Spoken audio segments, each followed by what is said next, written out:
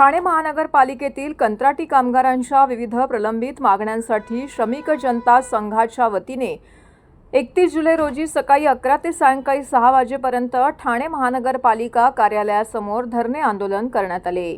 विविध मागण्यांकरिता हे धरणे आंदोलन करण्यात आले। खरं तर कामगारांच्या न्याय हक्काकरिता नेहमीच श्रमिक जनता संघ यामध्ये सक्रिय असलेलं पाहायला मिळतं। त्याच अनुषंगाने कामगारांच्या प्रलंबित मागण्या लक्षात घेता समान काम समान वेतन या अनुषंगाने श्रमिक जनता संघाने या ठिकाणी हे आंदोलनाची हाक दिली होती।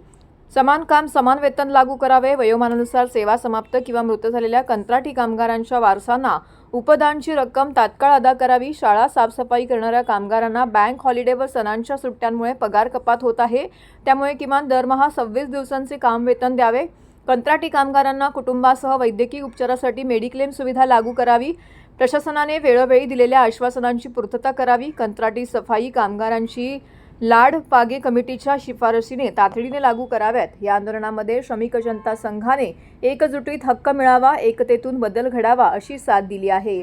तसेच आमचा संघर्ष न्याय मिळेपर्यंत सुरूच राहील, चला एकत्र येऊया, हक्क मिळवूया असं आवाहन देखील केलं आहे।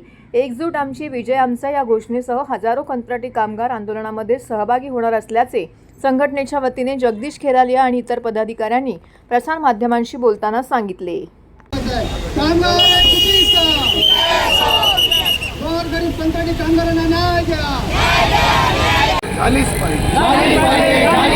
सर्व कंत्राटी कामगारांना वैद्यकीय उपचार सुविधा लागू झालीच पाहिजे। आयुक्तांनी केलेले वादे पूर्ण करावे।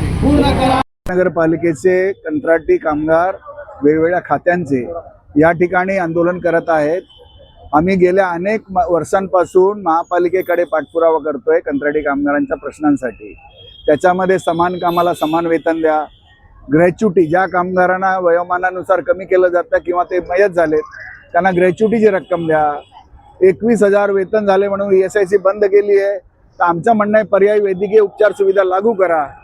आणि ज्या कामगारांसाठी सरकारने 1972 साली लाड पागे समिती नेमली होती, त्या समितीच्या शिफारसी कायम कामगारांना तुम्ही लागू करता, पण कंत्राटी कामगार सुद्धा तेच काम करतायत, सफाई कामगार घाणीचे, तर त्यांना सुद्धा लाडपागे समितीची शिफारसी लागू करा।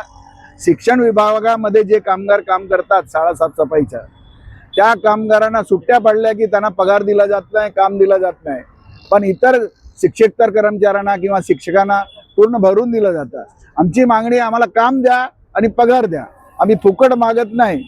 आयुक्तांनी ह्या सगळ्या मागण्या 12 मे 2026 रोजी महापौरांच्या अध्यक्षतेखाली झालेल्या बैठकीमध्ये सर्व अधिकारी आणि पदाधिकारी म्हणजे उपमहापौर, विरोधी पक्ष नेते, सभागृह नेते, गटनेते सर्वांच्या समक्ष जे निर्णय घेतले त्याची अंमलबजावणी अजूनही झालेली नाही। आमची मागणी आहे जो वादा किया है वो पूरा करो, जे वादे केलेले आहेत ते पूर्ण करा।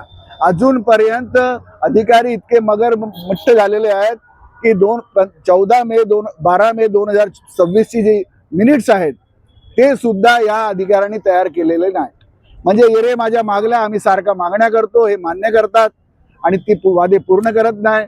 म्हणून या ठिकाणी आम्ही आंदोलनाला जमा झालेले आहोत आणि अधिकाऱ्यांची जबाबदारी निश्चित झाली पाहिजे। जर चूक करत असतील तर जे कंत्राटदार कामगारांवर अन्याय करतात त्यांच्यावर सुद्धा कारवाई झाली पाहिजे, या आमच्या मागण्या आहेत।